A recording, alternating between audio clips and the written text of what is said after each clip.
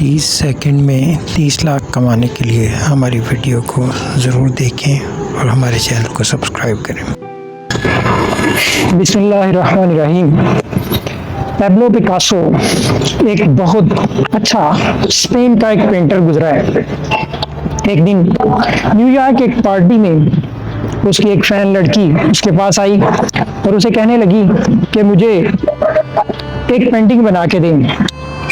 Pablo Picasso ने copy pencil ली और एक पेंटिंग बना के दी और साथ में ये भी कहा कि ये 30 सेकंड की पेंटिंग जो है ये 30 लाख की है।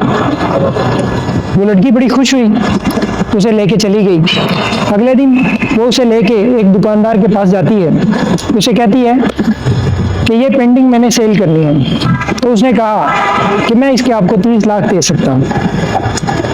अब वो लड़की बड़ी हैरान हुई